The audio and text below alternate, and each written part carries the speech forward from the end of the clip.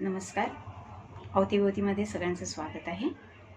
पुन्हा एकदा आपण बोलूया आपल्या महाराष्ट्रातल्या विधानसभा निवडणुकीमध्ये काय काय चालले महाराष्ट्रात, त्याची थोडीशी परत एक माहिती घेऊया. आता महाविकास आघाडी आणि महायुती यांच्यामध्ये जागा वाटपाचा तिढा संपलेला आहे असं चित्र कालपर्यंत आपल्याला दिसत होतं.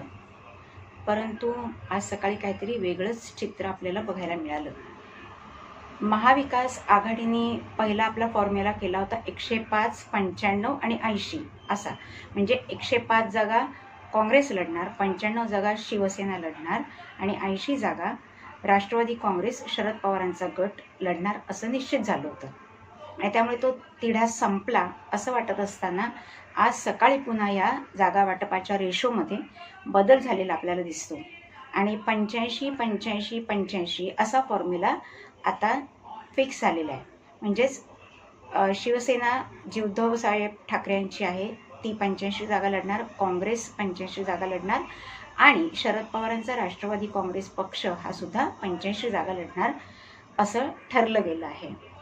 15 जागा ज्या आहेत त्या अनुसूचित जाती जमाती आणि जे छोटे पक्ष आहेत प्रादेशिक पातळीवरचे त्यांच्यासाठी काँग्रेसने फार मोठ्या उदार अंतःकरणाने सोडून दिलेले आहेत. असं असलं तरी 15 जागांचा तिढा अद्याप कायम आहे आणि उद्धव ठाकरे गट याच्याबाबत नाराज आहे असं दिसतंय. भले त्यांनी उघडपणाने कोणीही तशी नाराजी व्यक्त केलेली नाही आहे, कारण आपण एकत्र आहोत हा संदेश त्यांना लोकांपुढे द्यायचा आहे. आपले मतभेद नाहीत, जागा वाटपावरून आपल्यामध्ये कोणतेही तिढे नाहीत हे जनतेला दाखवण्यासाठी अजूनपर्यंत उघड प्रतिक्रिया आलेली नाही आहे. परंतु उद्धव ठाकरे जे आहेत ते या जागा वाटपाच्या सूत्राबाबत तेवढे समाधानी नाही. असो, तो एक वेगळा मुद्दा आहे. आता इथे महायुतीमध्ये सुद्धा जागा वाटपाचं जवळपास निश्चित झालं होतं. त्याप्रमाणे भारतीय जनता पक्षाने पहिली 99 उमेदवारांची यादी जाहीरही केली होती. पण त्यानंतर आता जवळजवळ 2 दिवस होत आले तरी उरलेल्या जागांवर त्यांचे उमेदवार काही त्यांनी अजून जाहीर केलेले नाहीत. तर शिंदे गटांची जी शिवसेना आहे आणि अजित पवारांचा जो राष्ट्रवादी पक्ष आहे तो या जागा वाटपाबाबत संतुष्ट नाही. अर्थात त्यांनीही उघडपणाने काही सांगितलेलं नाही आहे, पण अंतर्गत तिढा आणि वाद त्यांच्यामध्ये कायम आहे. आणि हा वाद जो आहे तो प्रामुख्याने भारतीय जनता पक्ष आणि शिवसेनेचा एकनाथ शिंदे गट हा जो आहे याच्यामध्ये आहे. हे जागा वाटपाचं जे प्रकरण आहे ते प्रामुख्याने कल्याण पूर्व, ठाणे, बेलापूर, मुरबाड आणि इतर काही महाराष्ट्रातल्या भागामध्ये जास्त प्रमाणात आहे. ही जी 4 ठिकाणी मी आता जी सांगितली इथे तीव्र मतभेद आहेत. तर ते का आहेत याची कारणं आपण पहिले जाणून घेऊया. कारणं अशी आहेत की कल्याणमध्ये जे भारतीय जनता पक्षाचे सिटिंग MLA होते गणपत गायकवाड यांनी शिंदे गटाचे म्हणजे शिवसेनेचे एक नेते किंवा कार्यकर्ते म्हणून त्यांच्यावर गोळी झाडली होती आणि त्यांना ती लागली आणि त्यांना हॉस्पिटलमध्ये भरती करावं लागलं. आणि ही संपूर्ण जी घटना आहे की गायकवाडांनी त्याच्यावर गोळी झाडली ही CC कॅमेऱ्यामध्ये कैद झाली, त्यामुळे पुरावा तर सज्जड मिळालाच आणि त्यामुळेच त्यांना अटक झाली आणि त्यांची रवानगी तुरुंगात झाली. तर भारतीय जनता पक्षाने ही जागा सोडावी आणि ती शिवसेनेच्या गटाला म्हणजे शिंदे साहेबांना द्यावी असं त्यांचं मत होतं. पण भाजपाने काय खेळी खेळली तर गणपत गायकवाड यांना उमेदवारी देण्याऐवजी त्यांच्या पत्नी सुलभा गायकवाड आहेत त्यांना उमेदवारी दिली आणि हेच शिंदे साहेबांना खटकत आहे. त्यांच्या मते गुन्हेगारी पार्श्वभूमी असलेल्या कोणत्याही व्यक्तीला निवडणुकीत स्थान देऊ नये, उमेदवार म्हणून घोषित करू नये. पण मी कालच आपल्याला याबद्दल सांगितलेलं आहे की आपल्या देशामध्ये अजूनपर्यंत असा कोणताही कायदा आलेला नाही जो गुन्हेगारी पार्श्वभूमी असलेल्याला किंवा बलात्कारित व्यक्तीला, खंडणी मागणाऱ्याला, देशद्रोहाचं काम करणाऱ्या व्यक्तीला निवडणुकीत उभं राहण्यापासून रोखण्याचा किंवा त्याला बंदी करण्याचा कायदा नाही आणि तो येण्याची शक्यताही नाही. कारण सर्वच पक्षातले लोक अशा गुन्हेगारी पार्श्वभूमी असलेल्या उमेदवारांना त्यांच्या सोयीनुसार पाठिंबा देतात, उमेदवारी त्यांना देतात, त्यांना निवडून आणतात आणि त्यांच्या पैशावर मजा, त्यांचा पक्ष आपले पोळी भाजून घेतो, कार्यकर्ते मजा मारतात. आणि या गणपत गायकवाडांच्या संदर्भात अजून एक अपडेट अशी आहे की एकनाथ शिंदे यांच्या एका कार्यकर्त्यांनी ठाण्यातल्या कॉर्पोरेटरला मारहाण केली होती आणि हे प्रकरण दडपण्याचा प्रयत्न त्यावेळेला शिवसेनेच्या एकनाथ शिंदेच्या गटांनी केला गेल्याचा भाजपाचा आरोप आहे. आणि त्यामुळेच या माणसावर FIR ही दाखल होऊ शकत नव्हता आणि त्यामुळे BJPच्या वरिष्ठ नेत्यांना याच्यामध्ये इंटरफिअर करायला लागलं आणि तो FIR त्यांनी दाखल करून घेतला. FIR तर दाखल झाला, पण अजूनही आरोपीला अटक झालेली नाही. म्हणजे आपल्याला माहिती आहे की शिंदे गटातले सुद्धा जे कार्यकर्ते आहेत ते धुतल्या तांदळासारखे स्वच्छ नाही. भाजपामध्येही तसं नाही, राष्ट्रवादीमध्येही तसं नाही. आता हा तिढा सोडवण्यासाठी अमित शहा यांनी त्यांच्या दिल्लीच्या निवासस्थानामध्ये मुख्यमंत्री एकनाथ शिंदे आणि 2 उपमुख्यमंत्री अजित पवार आणि देवेंद्र फडणवीस यांना आपल्या घरी बोलावलं होतं. आता बोलावलं म्हटल्यावर तिघांनी एकत्रित जण अपेक्षित आहे, कारण एकाच राज्यातले आहेत आणि युतीमध्ये आहेत. त्यामुळे हा तिढा सोडवण्यासाठी एकत्रित बसून चर्चा करून सामोपचाराने मार्ग काढण्याचा प्रयत्न होणं स्वाभाविक आहे आणि त्यामुळे ते तिघे एकत्र जातील अशी अपेक्षा होती. पण झालं भलतंच. देवेंद्र फडणवीस आणि अजित पवार त्यांच्या निवडक नेते मंडळींसह एका चार्टर प्लेननी वेगळे गेले शहासाहेबांच्या घरी आणि एकनाथ शिंदे हे सगळ्यात शेवटी पोचले. आणि त्यानंतरही तिथे दाराआड काय चर्चा झाली याचा तपशील कोणीही दिलेला नाही आणि अजून कोणीही आपले उमेदवारही जाहीर केलेले नाहीत. याच्यावरनं त्यांच्यामध्ये सुद्धा धुसफूस तीव्र प्रमाणात चालू आहे. मतभेद हे विकोपाला जाण्याची शक्यता आहे असं चित्र दिसायला लागलेलं आहे. आता इथे काय झालेलं आहे की महायुतीमधले जे घटक पक्ष आहेत त्यापैकी जो भाजपा आहे त्याला असं वाटतं की आपण जास्तीत जास्त ठिकाणी उमेदवार उभे करावेत, म्हणजे आपल्याला जर जास्त जागा मिळाल्या विधान परिषदेत तर मुख्यमंत्री आपल्याच पक्षाचा होईल. इथे शिवसेनेचा जो एकनाथ शिंदे गट आहे त्यांनी लोकसभेमध्ये काही फार मोठी नेत्रदीपक कामगिरी केलेली नाही आणि त्यामुळे त्यांना असं वाटतं की विधान परिषदेमध्ये जर आपली नेत्रदीपक कामगिरी झाली नाही तर कदाचित सत्तेमध्ये आपल्याला दुय्यम स्थान मिळेल किंवा सत्तेतून आपल्याला उगळण्यात येईल किंवा आपला पक्षच विसर्जित होईल. त्यामुळे त्यांची धडपड चालू आहे की जास्तीत जास्त जागा मिळाव्यात आणि जास्तीत जास्त उमेदवार आपल्या पसंतीचे रिंगणात उतरवावेत आणि जास्तीत जास्त जागांवर विजय प्राप्त करून घ्यावा. आणि हीच भीती अजित पवार यांच्या राष्ट्रवादी काँग्रेस पक्षाच्या मनात आहे, कारण हेही शरद पवारांपासून वेगळे होऊन आलेले आहेत. त्यांची लोकसभेत काही महत्त्वाची नेत्रदीपक कामगिरी झालेली आपल्याला दिसत नाही आणि त्यामुळे जर विधान परिषदेमध्ये त्यांनाही अपेक्षित जागा मिळाल्या नाहीत तर त्यांच्याही पक्षाला डावललं जाण्याची भीती त्यांना वाटते आणि त्यामुळे त्यांचंही अस्तित्व धोक्यात येईल असं वाटतंय. आणि त्यामुळे मग पुढे राजकारणाचं काय होणार, आपण कोणत्या पक्षात राहणार असा प्रश्न यांना पडलेला आहे आणि त्यामुळे ही त्यांच्या अस्तित्वासाठी संघर्षाची लढाई आहे आणि त्यासाठी ते सगळेजण आपापल्या परीने भरपूर प्रयत्न करत आहेत. आणि हीच परिस्थिती महाविकास आघाडीमध्ये दिसते. काँग्रेसला असं वाटतंय की आपण महाराष्ट्रात चांगली कामगिरी करू शकतो आणि आपल्या पक्षाला जर बहुमत मिळालं तर आपण स्वबळावर इतरांची मदत न घेता सरकार स्थापन करून मुख्यमंत्री आपलाच राहील. पण आता ही महाविकास आघाडी आहे त्यामुळे त्यांना असं करायची परवानगी अप्रत्यक्षपणे नाही आहे. आणि उद्धव ठाकरे जे आहेत त्यांना असं वाटते की माझ्या पक्षाच्या जागा आधीच तुम्ही कमी केलेल्या आहेत आणि त्यामुळे जर मला अपेक्षित यश मिळालं नाही तर त्यांचं जे मुख्यमंत्री होण्याचं स्वप्न आहे किंवा त्यांच्या मुलाला आदित्य ठाकरेला त्यांचं स्वप्न आहे की मुख्यमंत्री करायचं ते कदाचित विरून जाईल आणि मग कदाचित उरलेले जे कार्यकर्ते ते नाराज होतील आणि ते दुसऱ्या पक्षाला जाऊन मिळतील आणि आपलं अस्तित्व संपेल.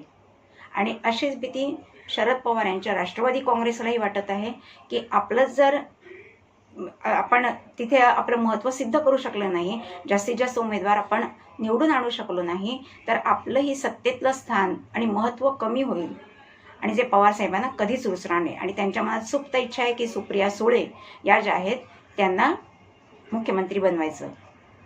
परंतु आता काँग्रेसच्या हातात जास्त सूत्र आहेत आणि त्यामुळे यांना तडजोड करण्यावाचून पर्याय नाही. आता या निवडणुकीच्या रिंगणामध्ये किंवा या धावपळीमध्ये राष्ट्रीय स्वयंसेवक संघ हा पूर्ण शक्तीनिशी उतरलेला आहे. राष्ट्रीय स्वयंसेवक संघ हा कोणताही राजकीय पक्ष नाही, पण BJPला म्हणजे भारतीय जनता पक्षाला त्यांनी सर्वतोपरी मदत केली आणि भारतीय जनता पक्षातले अनेक जे नेते आहेत किंवा कार्यकर्ते आहेत ते कोण एकेकाळी राष्ट्रीय स्वयंसेवक संघाचे सभासद होते. त्यांच्या तालमीत ते तयार झालेले. त्यापैकी देवेंद्र फडणवीस जे महाराष्ट्राचे मुख्यमंत्री होते तेही एक आहेत. जेव्हा शिंदे साहेब उद्धव ठाकरेपासून वेगळे होऊन त्यांनी भारतीय जनता पक्षाला जेव्हा सपोर्ट केला, तेव्हा भारतीय जनता पक्षाचे जे वरिष्ठ नेते आहेत म्हणजे ते अमित शहा असतील किंवा नरेंद्र मोदी असतील, यांनी देवेंद्र फडणवीस त्यावेळेला जेव्हा मुख्यमंत्री होते त्यांना सांगितलं की तुम्ही तुमचं मुख्यमंत्रीपद सोडा आणि आम्हाला एकनाथ शिंदे यांना मुख्यमंत्रीपद द्यायचं आहे. आता त्यांचं बहुमत असताना, त्यांना मुख्यमंत्री बनवलेलं असताना त्यांना एकदम पायउतार करायला भाग पाडणं हे फारसं चांगली गोष्ट नव्हती आणि जी फडणवीस साहेबांना काय किंवा आपल्या महाराष्ट्राच्या जनतेलाही रुचली नव्हती.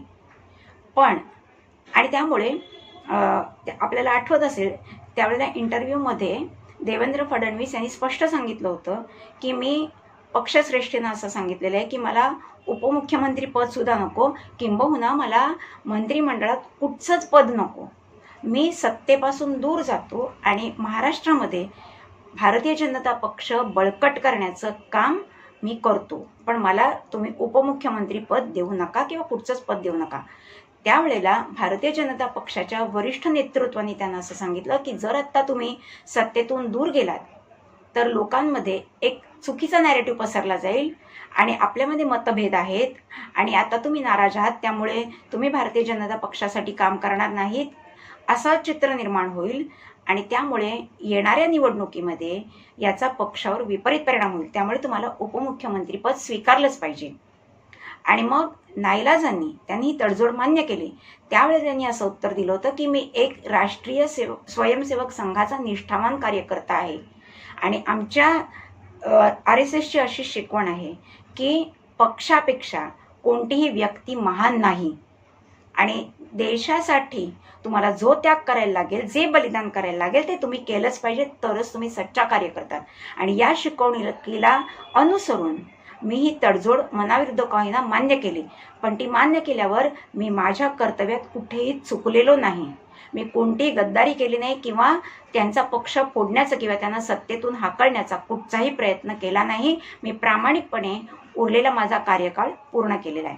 काल मी जे तुम्हाला सांगत होते की राष्ट्रीय स्वयंसेवक संघ राजकीय पक्ष नाही, तर हा सामाजिक पक्ष आहे आणि देशातल्या नागरिकांना सुजाण बनवण्याचं, अनुशासनप्रिय करण्याचं काम ते करत असतात. त्याचे जिवंत उदाहरण म्हणजे देवेंद्र फडणवीस आहेत. असे लाखो कार्यकर्ते RSSनी तयार केलेले आहेत. लोकसभेच्या वेळेला RSS एवढा कार्यरत नव्हता, कारण त्यावेळी त्यांचे जे पक्षश्रेष्ठी आहेत त्यांनी असं सांगितलं होतं की आम्हाला आता RSSच्या सपोर्टची गरज नाही, भारतीय जनता पक्ष स्वबळावर निवडणुका लढवू शकतो आणि जिंकू शकतो, आपला पंतप्रधान किंवा आपली सत्ता प्रस्थापित करू शकतो. पण लोकसभेच्या निवडणुकीमध्ये भाजपाला अपेक्षित यश मिळाले, त्याची कारण आणखीन वेगळी आहेत, पण RSSचा सक्रिय सहभाग नव्हता, हेही महत्त्वाचं कारण आहे. आणि त्यामुळे आता महाराष्ट्राचं जे राजकारण आहे त्याला दिल्लीमध्येही खूप महत्त्व आहे. महाराष्ट्रामध्ये 288 जागा आहेत आणि हे मोठं राज्य आहे आणि इकडे घडणाऱ्या ज्या गोष्टी आहेत त्याचे पडसाद दिल्लीमध्ये आपल्याला दिसतात आणि त्याचमुळे ह्या राज्यावरची पकड आता जाऊ द्यायची नाही असं RSSनी मनाने ठरवलेलं आहे आणि त्यामुळेच ते सक्रिय झालेले आहेत. आणि त्यांच्या मनात हे की जे देवेंद्र साहेबांचा जो अपमान झाला, त्यांना जो पायउतार व्हायला लागलं, त्याची भरपाई करायची संधी आपल्याला मिळते आहे. आणि जर भारतीय जनता पक्षाला बहुमत मिळालं विधानसभेत महाराष्ट्रामध्ये, तर आपल्याच पक्षाचा आपल्याला मुख्यमंत्री बनवता येईल आणि त्यातही त्यांची पहिली पसंती आहे देवेंद्र फडणवीस यांना. आता कळलं काय चाललंय? अजूनही अनेक घडामोडी आहेत. आत्तापुरतं इतकंच आहे. अजून एक महत्त्वाची बातमी सांगते. काल मी जे तुम्हाला सांगितलं होतं, माझ्या व्हिडिओचं शीर्षकच हे होतं की भारत हा इस्लाम राष्ट्र होतोय का? त्याचा अजून एक पुरावा आज आपल्याला मिळतो. दिवसभर आज सगळ्या न्यूज चॅनलवर एकच बातमी जोर धरून आहे की कर्नाटकामध्ये 15,000 हेक्टर जमीन जी शेतकऱ्यांची आहे त्याच्यावर वक्फ बोर्डाने दावा पेश केलेला आहे आणि शेतकऱ्यांकडून ती जमीन ते घेत आहेत आणि तिथे काँग्रेसचं राज्य आपल्याला माहिती आहे आणि त्यामुळे ती जमीन आता शेतकऱ्यांच्या हातून जाणार आहे. यापूर्वी त्यांनी ताजमहाल जो आहे आग्र्याचा त्या जागेवर आणि त्याच्या आजूबाजूच्या जागेवर पार्लमेंटवर म्हणजे पार्लमेंटची जी जमीन आहे त्याच्यावरही आपला दावा पेश केलेला आहे. आता अशी हजारो एकर जमीन पूर्ण भारतातली वक्फ बोर्डाच्या नावावर आहे असा वक्फ बोर्डाचा दावा आहे. यामध्ये कोणतेही पुरावे नाहीत, साक्षी नाहीत, ऑफिशियल डॉक्युमेंट नाही, त्यांचाच बोर्ड आहे आणि त्याच्या विरुद्ध तुम्ही सुप्रीम कोर्टात जाऊ शकत नाही अशी तरतूद आहे. आणि मनमोहन सिंग जेव्हा पंतप्रधान होते त्यावेळेला ही सगळी जी जमीन आहे त्याचे ऑफिशियल कागदपत्रांवर अनेक कागदपत्रांवर मनमोहन सिंग किंवा अजून एक कोणीतरी मला नक्की आठवत नाही त्या पंतप्रधानांनी सह्या केलेल्या आहेत. आता महत्त्वाचा प्रश्न आहे की आपले मोदी साहेब याच्याबद्दल काय करतात, कारण आता उद्या कोणत्याही जागेवर ते स्वतःचा कब्जा करू शकतात. आता इथे केंद्राची महत्त्वाची भूमिका तशीच आता महाराष्ट्र राज्याची महत्त्वाची भूमिका येते, कारण इथे जर हिंदुत्ववादी संघटनांचं राज्य आलं नाही तर जी महायुती ज्याच्यात काँग्रेस, शिवसेना आणि राष्ट्रवादी काँग्रेसचा शरद पवार गट आहे ते वक्फ बोर्डाला अख्खा महाराष्ट्र सुद्धा देऊन टाकतील. कारण ते मुसलमानांच्या बाजूने किती आहेत आपण पाहतो. उद्धव साहेबांनी जी बाळासाहेब ठाकरेंची होती निष्ठा हिंदूंबद्दल ती पूर्णपणे सोडून दिलेली दिसते. ते ज्याप्रमाणे मुसलमानांचं लांगुल चालन करतायत, शरद पवारांच्या पाठीपाठी आहेत, सोनिया गांधींचे तळवे चाटत आहेत, त्याच्यावरनं स्पष्ट दिसतंय की या माणसामध्ये आता वक्फ बोर्डाला विरोध करण्याचं सामर्थ्य राहिलेलं नाही आणि जर त्यांनी तसा विरोध केला तर त्यांच्याशी सुद्धा दगाफटका बाकीचे पक्ष त्यांचे जे मित्र पक्ष सोकॉल्ड आहेत ते करू शकतात. त्यांनाही जीवाची भीती आहे आणि त्यामुळे गप्पा राहून हे असंच प्रकरण चालू देणार आहेत आणि याच्याचमुळे आपल्या हिंदूंवर अस्तित्वाची लढाई लढायची वेळ आलेली आहे, एवढं लक्षात ठेवा. त्यामुळे हिंदूंनाच हिंदू पक्षाचे जे प्रणेते आहेत त्यांचा पुरस्कार करणारे त्यांना सपोर्ट करणारे अशाच उमेदवारांना आणि अशाच पक्षाला मत देऊन आता येत्या 5 वर्षामध्ये हिंदूवादी सत्ता महाराष्ट्रात टिकून राहील आणि देशात टिकून राहील यासाठी आपण मतदारांनीच हिंदूंनी प्रयत्न करायला हवेत. नाहीतर उद्या महाराष्ट्र सुद्धा वक्फ बोर्डाच्या घशामध्ये जाईल आणि आपल्या हातात काहीही राहणार नाही पश्चात्तापाशिवाय आणि पश्चात्ताप करूनही त्याचा काही फायदा होणार नाही. त्यामुळे अजूनही सांगते सर्व हिंदूंनी एकत्रित व्हा आणि आपले जे मतभेद आहेत ते विसरा, कारण आपल्यापेक्षा आपलं राज्य महत्त्वाचं आहे, आपल्या राज्यापेक्षा आपला देश महत्त्वाचा आहे आणि सगळ्यात महत्त्वाचा आहे तो आपला सनातन हिंदू धर्म. आज त्याचे फॉलोअर्स जगभरात अनेक ठिकाणी आहेत. आपले जे आता अमेरिकेच्या राष्ट्रपती पदाचे उमेदवार आहेत डोनाल्ड ट्रम्प त्यांची पण एक क्लिप सध्या व्हायरल होते. त्यांनी सांगितलं मी भारताचा फॅन आहे, मला हिंदू धर्म आवडतो, मला मोदी साहेब आवडतात. कित्येक ठिकाणी आज हिंदू धर्माला आचरण केलं जाते आणि आपणच आपला धर्म सोडायचा, आपणच आपल्या जे बिघडलेले नेते त्यांना जिंकवत राहायचं, हे योग्य नाही. बाळासाहेबांची शिवसेना आता संपलेली आहे, त्यामुळे त्या शिवसेनेच्या नादी न लागता भारतीय जनता पक्ष अजूनही हिंदुत्ववादी आहे आणि थोड्याफार प्रमाणात शिंदे साहेबांचा जो शिवसेनेचा पक्ष आहे तोही हिंदुत्ववादी येतोय. कृपया याच लोकांना विजय करा आणि हिंदूंचं संरक्षण करा अशी मी पुन्हा एकदा विनंती करते. व्हिडिओ आवडला असेल तर व्हिडिओला लाईक करा, शेअर करा, सबस्क्राईब करा. पुन्हा भेटूया नवीन विषयासह. नमस्कार.